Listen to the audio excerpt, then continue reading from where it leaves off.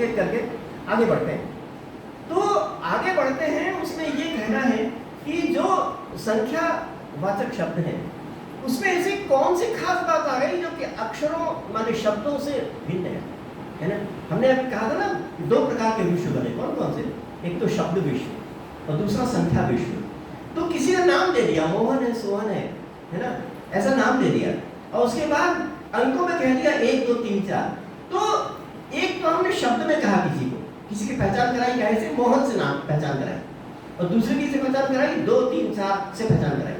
तो यहाँ पर शब्द जो है उससे और जो संख्या है उसमें आपस में क्या फर्क है, क्या भिन्नता है, ये बताना जरूरी है। तो भिन्नता ये है कि जो शब्द होता है, जो वस्तु होता है, वो जिसको संकेत करता है वो निरपेक्ष होता है, और जो संख्या होती है वो जिसको संकेत करती है वो सापेक्ष होती है ना। एक निरपेक्ष होता है और एक सापेक्ष होता है, एक नॉन रिलेटिव होता है और एक रिलेटिव होता है। ये भिन्नता है दोनों में। मैं किसमें भिन्नता बता रहा हूँ? शब्द में, नाम में और संख्या में। तो नाम जो होता है वो नॉन रिलेटिव होता है और जो संख्या होती है वो रिलेटिव होता है, रिलेटिविटी उसमें होती है ना। इसको थोड़ा विस्तार से हम अपनी बातें कहते हैं। देखिए यहाँ पर जो कुर्सियाँ रखी हुई हैं इनका नाम आपने दिया है ना, कुर्सी। कुर्सी नाम से आप जानते हैं। तो ये जो कुर्सी यहाँ पर पड़ी हुई है, इस कुर्सी को मैं अगर वहां से उठा के यहाँ रख दूँ, दाहिने ओर रख दूँ, अथवा इसको उठा के मैं बाईं ओर रख दूँ, या इसको उठा के पीछे की ओर रख दूँ, या इसको उठा के ऊंचाई पर टांग दूँ, तो क्या इसका नाम बदलेगा? है ना। हर दशा में कुर्सी, आगे पीछे दाएं बाएं ऊपर नीचे, हर दशा में इसका नाम कुर्सी है ना, नहीं बदलता। तो हम कह सकते हैं कि दिशा और काल, टाइम एंड स्पेस में इसका जो नाम है वो अपरिवर्तनीय रहता है। तो निरपेक्ष बना, निरपेक्ष माने किसी की भी अपेक्षा नहीं है। अगर ये उधर होगा तब भी वही है, इधर को तब भी वही है। तो जो नाम होते हैं वो निरपेक्ष होते हैं, है ना। परंतु जो संख्या शब्द है वो कैसे होंगे? वो सापेक्ष होते हैं, वो रिलेटिव होते हैं। कैसे? अगर मैं कहूँ 8 है, अगर मैं कहूँ कि 8 संख्याएं हैं, तो पहले आपको 7 गिन लेना होगा। अगर 7 नोट आपके पास पहले हैं तभी अगला वाला 8 है, और अगर उसमें से एक भी कम किया आपने तो उसको अगला वाला 8 नहीं है ना। तो जब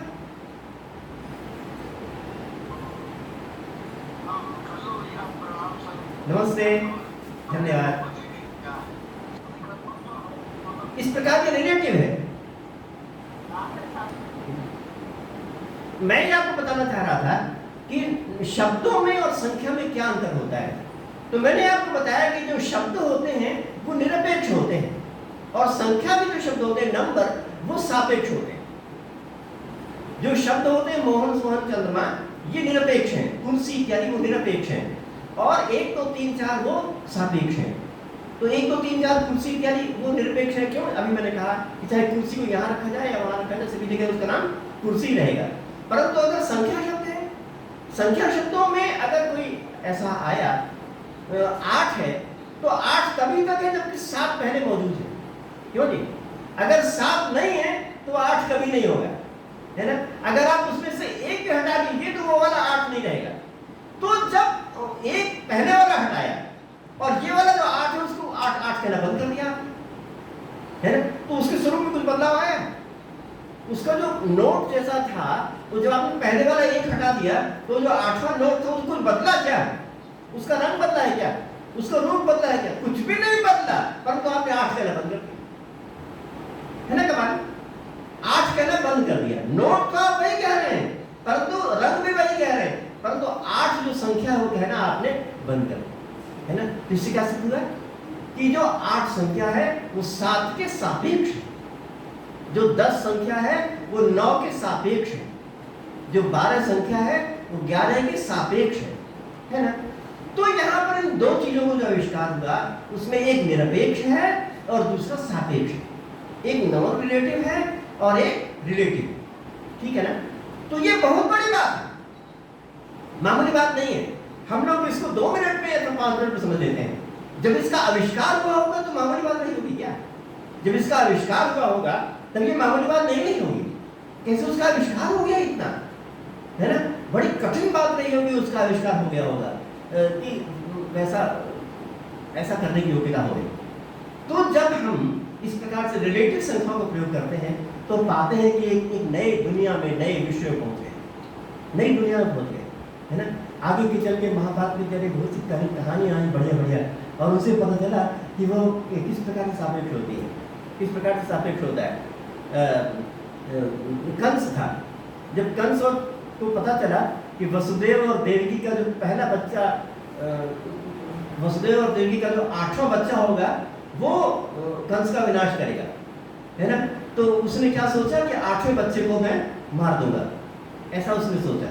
तो जब वसुदेव और देवकी का पहला बच्चा हुआ तो उसने सोचा ये तो पहला है, इसको क्या मारना, इसको मारने की जरूरत तो है नहीं, 8वां बच्चा मेरा वध करेगा, इसलिए इसको मारने की जरूरत नहीं, ऐसा कंस ने सोचा। समझ गए। तब विदुर आए, तो विदुर ने कहा, विदुर ने एक तार लिया और तार में 8 गुट्टक जो है उसमें फंसा दिए। गुट्टक जो आपके नहीं होते हैं, उसमें गुट्टक उसमें फंसा दिए। फंसाने के बाद उस तार को बंद कर दिया। उसके पश्चात कहता, विदुर ने कहा कि बता यहाँ ये वाला जो गुट्टक वो पहला है, ये वाला गुट्टक 8वां है, इसको 8वां कहूंगा कि इसको पहला कहूंगा, कौन सा 8वां कौन सा पहला है। अगर इधर से गिनना शुरू करते हैं तो ये 1 2 3 4 करके ये 8वां बनता है, और अगर इधर से गिनना शुरू करते हैं तो वो 8वां बनता है।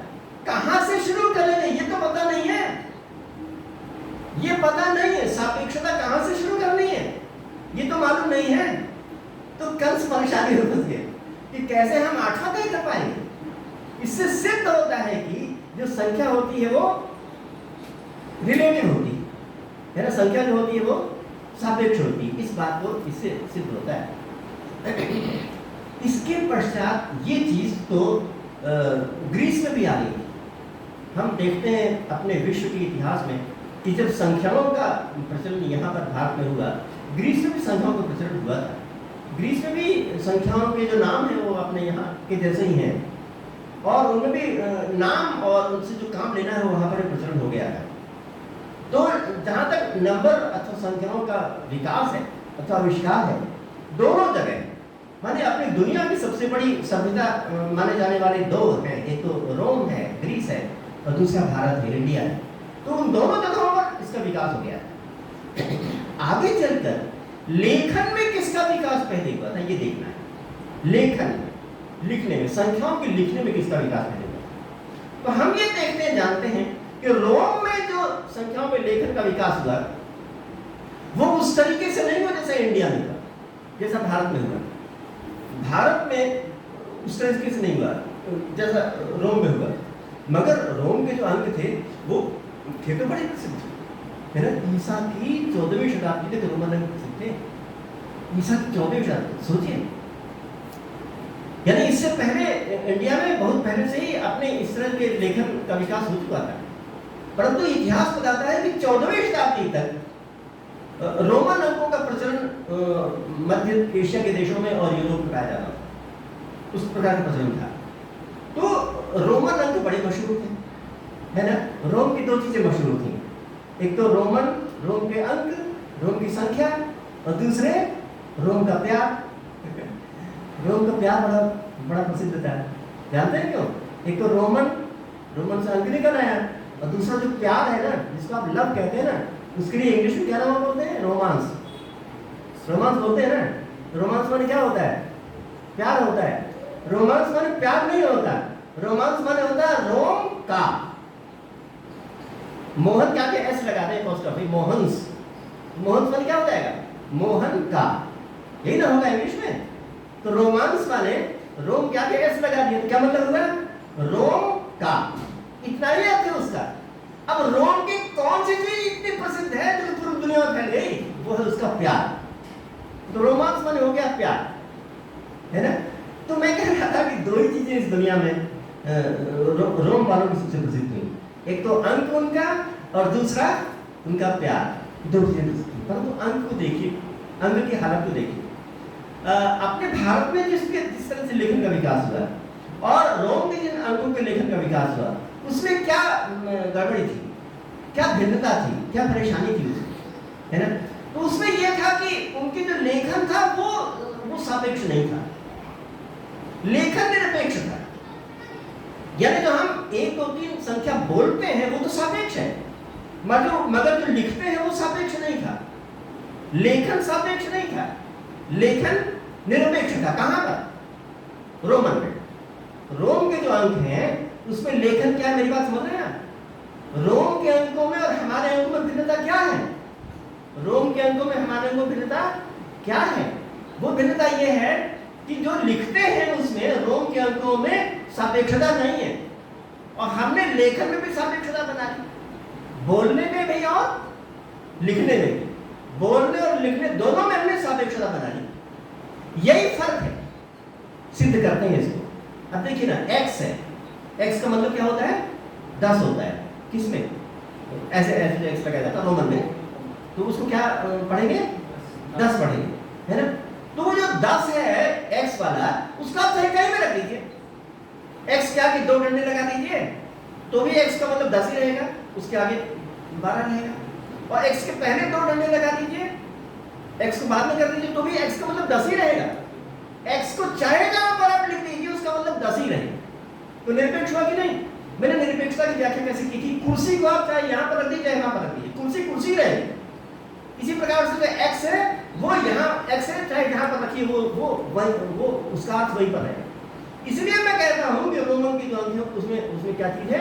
वो निरपेक्ष है, और निरपेक्ष होने के कारण से उसमें सवाल नहीं निकल पाता, सवाल का हल नहीं निकल पाता, है ना। तो कभी कभी हम लोग हंसी मजाक में कहते हैं कि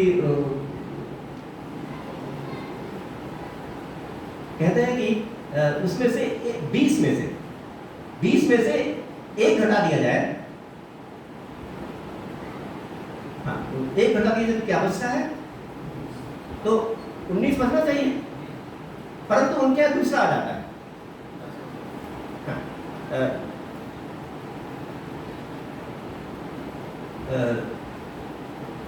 x आगे डंडा फिर आगे x, उसका क्या मतलब होगा? पहला x का मतलब 10 और आगे वाले x का भी अर्थ है 10, और उससे पहले वाला जो डंडा है उसका मतलब 1 कम, तो x आगे डंडा आगे x, इसका मतलब क्या हो गया? 19, है ना, 19 हो गया। तो इसमें अगर उस डंडे को हटा दिया जाए तो उसका क्या अर्थ हो जाएगा? 20 अर्थ हो जाएगा, है ना। तो कभी कभी हम ये कहते हैं कि उनके लेखन में तो ऐसा होता है कि 19 में से 1 को घटा देने पर 20 हो जाता है, उनकी गिनती के अनुसार। अगर 19 में से 1 को घटा दिया जाए तो 20 हो जाता है ना। तो ऐसी गड़बड़ी होती है कि नहीं? तो इस प्रकार से ये गड़बड़ियां होती हैं, इनके कारण से वो चीज चल नहीं पाई। यहाँ पर अपने देश में जो लेखन का विकास हुआ उसमें लेखन में रिलेटिविटी आई। वो रिलेटिविटी कैसी है? अगर मैं कहूँ कि 455 या 465 465, तो यहाँ पर 4 जहाँ पर लगा हुआ है, 4 सबसे बाईं तरफ है, तो उसका मतलब होगा 400। अगर मैं इसको थोड़ा आगे बढ़ा दूं, 645 कह दूं, तो उस 4 का मतलब बदल गया, उसका 4 का मतलब 40, है ना। तो रिलेटिव हुआ ना, अपनी जगह के अनुसार। यहां से यहां तक जितने सैनिक खड़े हुए हैं, है ना, यहां से यहां तक जितने सैनिक खड़े हुए हैं, वे सैनिक जो हैं ये भी देखना है कि वो कहां पर खड़े हैं, किस जगह पर, है ना। उन सैनिकों का नाम तो अपने आप में दूसरा ही है। उन सैनिकों की पहचान इस बात से भी होती है कि वो किस जगह पर खड़े हैं, है ना। तो जिस जगह पर खड़े हैं उसके अनुसार उनकी पहचान भिन्न प्रकार से हो जाती है। तो ये जो चीज है अपने आप में, उसके कारण से वो ये अपने आप में चीज भिन्न प्रकार है। अब मैं आगे फिर अपनी बातों को अपने छोटा समराइज करना चाहता हूँ। डॉक्टर साहब को मुझे सुनना है, अपनी बात को फिर से समराइज करना चाहता हूँ, और वो ये है कि ये विकास कैसे हुआ। योग सूत्र में और आगे के जो ग्रंथ हैं उनमें ये बातें आई हैं कि जो स्थानीय मान होता है, प्लेस वैल्यू जो होती है, उसको स्थानीय मान कहते हैं संस्कृत में, वो कहाँ से आया है। तो उसके जो प्राचीन उदाहरण है वो योग सूत्र में है, और अन्य जो बहुत से प्राचीन ग्रंथ हैं उनमें सब में है। फिर वो प्रकरण बहुत लंबा हो जाएगा। हाँ, मैं अपनी बातें काफ़ी कहनी है और समय भी लगभग पूरा होने वाला है, तो इसलिए हम उनकी चर्चा नहीं करेंगे। परंतु हम आगे ये देख लेते हैं कि जो प्राचीन लोग हैं उन्होंने अपनी संख्याओं को किस किस प्रकार से बढ़िया ढंग से विकसित किया। आगे लोगों ने बढ़िया से बढ़िया ढंग से किया। आगे के लोगों ने आज से 1300 वर्ष पहले एक महावीराचार्य थे, उन्होंने संख्याओं से खेल किया है, संख्याओं से क्रीड़ा खेल किया है। उन्होंने संख्याओं में लिया और उनके लेखन से उन्होंने ऐसी ऐसी चीज़ें तैयार कर ली जो कैसा लगता है, बड़े विचित्र है ना। आजकल इंग्लिश में कहते हैं सिमेंट्री कहते हैं। तो उन्होंने विकास किया। आप अपनी कापी में लिखिए 1 2 3 4 5 6 7 9, जल्दी लिखिए 1 2 3 4 5 6 7 9। क्या लिखा आपने? 1 2 3 4 5 6 7 9 मल्टीप्लाइड 9। इसको करेंगे आप कैलकुलेटर से देखिएगा तो वो 1 1 1 1 1 आता है, 1 1 1 आता है। हाँ, तो ये महावीराचार्य ने कहा, ये महावीराचार्य ने कहा कि इससे बहुत बढ़िया कंठहार तैयार होता है, राजा का कंठहार है ना। उसमें महावीराचार्य ने कहा है आचार्य महावीर ही कथितम नरपाल कंठिका भरणम, आचार्य महावीर ही कथितम नरपाल कंठिका भरणम। आचार्य महावीर ने कहा है कि राजा का कंठहार तैयार होता है कैसे? 1 2 3 4 5 6 7 9, 8 को छोड़ दीजिएगा। हाँ, 1 2 3 4 5 6 7 9 मल्टीप्लाइड 9 को करने से राजा का कंठहार तैयार होता है। ऐसा महावीराचार्य ने 1300 वर्ष पहले कह गए थे, उनका कुछ कैलकुलेटर नहीं था, वो कह गए थे ऐसा। तो आप कैलकुलेटर से देख सकते हैं एक एक आता है कि नहीं आता है ना। तो इससे ये बढ़िया हुआ। आगे चल करके इसके आधार पर बहुत बढ़िया सिमेट्री विकसित हुई है ना, बहुत बढ़िया सिमेट्री विकसित, जैसे कि 1 2 + 9 लिखिए जल्दी से फटाफट। 1 2 × 9 + 3 है ना। 12 × 9 + 3 बराबर है 1 1 1 है ना। 1 2 3 + 9 मल्टीप्लाइड 4, 1 1 1 1 4 बार होगा है ना, है ना, है कि नहीं। इसी प्रकार से 1 2 3 4 1 2 3 4 मल्टीप्लाइड 9 प्लस इसके पश्चात 5 होगा ना, वो करने से फिर आगे 1 1 1 एक एक बढ़ जाएगा। फिर 1 2 3 4, फिर 1 2 3 4 5, फिर 1 2 3 4 6 और ऐसे वो जो वो जोड़ना है उसमें 1 2 3 संख्या को आगे बढ़ाते रहेंगे तो उससे फिर वही संख्या तैयार हो जाती है। कौन सी? 1 1 1 वाली, ठीक है ना। तो ये सिमेट्री महावीराचार्य के पश्चात विकसित हुई है। आजकल ये पढ़ाई बताई जाती है ना। तो बहुत बढ़िया अपने आप में मनोरंजक है ना। और 1 2 3 4 5 6 7 9 मल्टीप्लाइड 9 को अगर वर्ग कर दिया जाए, उसका वर्ग कर दिया जाए 1 2 3 4 5 6 7 9 मल्टीप्लाइड 9 ब्रैकेट में कर दीजिए, आगे वर्ग में ऊपर 2 लिख लेंगे है ना, वो कर लेंगे। तो उसका जो जवाब आता है वो 1 2 3 4 5 6 7 8 9 8 7 6 5 4 3 2 1 ऐसा आता है ना, ऐसा आता है वर्ग करने से। तो वो भी बड़ा रोचक है, मनोरंजक है।